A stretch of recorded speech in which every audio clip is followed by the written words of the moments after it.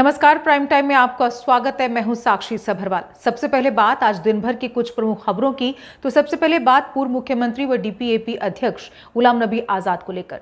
गुलाम नबी आजाद ने कल आए भूकंप के पीड़ितों को मुआवजा देने की सरकार से अपील की है। उन्होंने कहा है कि जम्मू कश्मीर सरकार से उन्होंने आग्रह किया है कि डोडा जिले में आए भूकंप से प्रभावित लोगों को पर्याप्त मुआवजा दिया जाए। उन्होंने कहा कि लोगों की संपत्ति का काफी नुकसान हुआ है, सरकार को प्रभावित लोगों को मुआवजा देना चाहिए।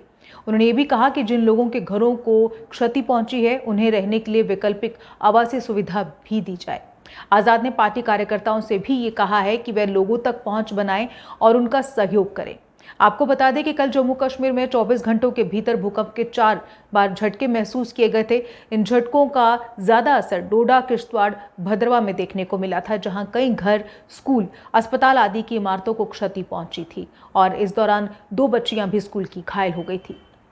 वहीं अब दूसरी प्रमुख खबर की बात करें तो वो उमर अब्दुल्ला से जुड़ी हुई है। बीते कई दिन से जम्मू कश्मीर में चुनाव करवाने में हो रही देरी को लेकर उमर अब्दुल्ला लगातार भाजपा पर हमलावर हो रहे हैं। उन्होंने कहा कि भाजपा को पता है कि उसे चुनावों में सफलता नहीं मिलेगी और इसीलिए जम्मू कश्मीर में चुनाव करवाने में सरकार अपनी तैयारी नहीं है, वो नहीं चाहती कि यहाँ पर चुनाव हो। वहीं उन्होंने समुदाय विशेष पर बन रही फिल्मों पर अपनी प्रतिक्रिया देते हुए कहा कि मुस्लिमों के खिलाफ 1-2 फिल्म बनने से हम कमजोर नहीं होंगे।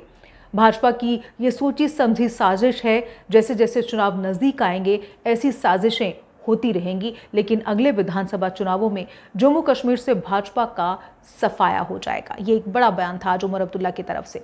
चलिए अब बात मुख्य मुद्दे की, यानी प्राइम टाइम का आज मुख्य मुद्दा जो है, जिस खबर पर आज हम विश्लेषण करने जा रहे हैं वो है नार्को टेररिज्म, जो इस समय एक बहुत बड़ा खतरा बनकर उभर रहा है। लेकिन ऐसा नहीं है, इसमें सुरक्षा बलों को कोई सफलता नहीं मिली है। इसमें उन्हें बड़ी बड़ी सफलताएं लगातार मिल भी रही हैं, जिसकी शुरुआत कुछ दिन पहले सुंदरबनी से हुई थी और उसी कड़ी में आज एक बार फिर से राजौरी पुंछ रेंज में पुलिस और सिक्योरिटी फोर्सेस ने एक प्रमुख नार्को टेरर मॉड्यूल का पर्दाफाश किया है। पिछले 2 सप्ताह में नार्को टेरर मॉड्यूल के 8 आरोपियों को गिरफ्तार किया गया है और उनके कब्जे से भारी मात्रा में नशीले पदार्थ और नकदी सहित हथियार भी बरामद किए जा चुके हैं। लेकिन आज इसी कड़ी में पुंछ से एक AK-47 rifle, 2 pistol, 8 grenade, 13 lakh रुपए के करीब की नकदी, इसके अलावा करीब 44 किलोग्राम हेरोइन भी जब्त की गई है।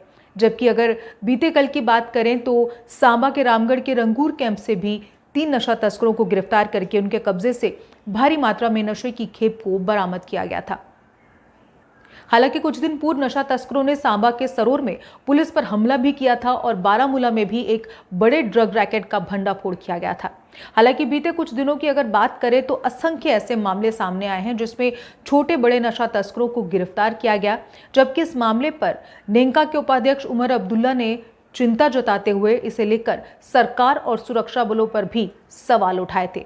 उन्होंने कहा था कि नशा कोई राजनीतिक मुद्दा नहीं है, ये एक सामाजिक मुद्दा है, लेकिन अगर सीमा पर चौकसी है तो ये नशा कैसे सीमा के इस ओर आ रहा है।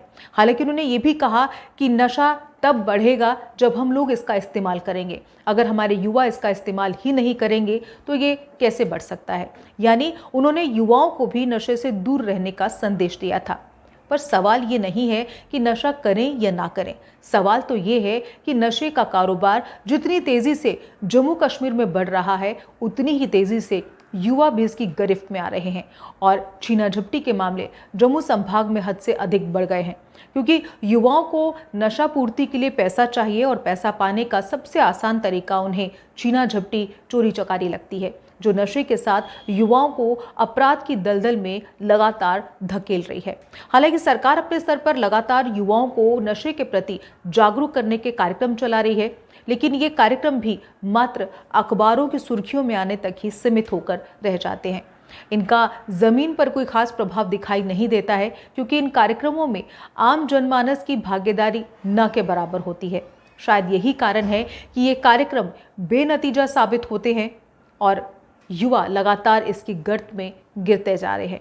फिलहाल ये था आज का विषय और आप सभी से हमारी यही अपील है, खासकर युवाओं से, कि नशे से दूरी बनाएं, खुद को स्वस्थ रखें, हंसते रहें, मुस्कुराते रहें। इसी के साथ मुझे दीजिए इजाजत। नमस्कार।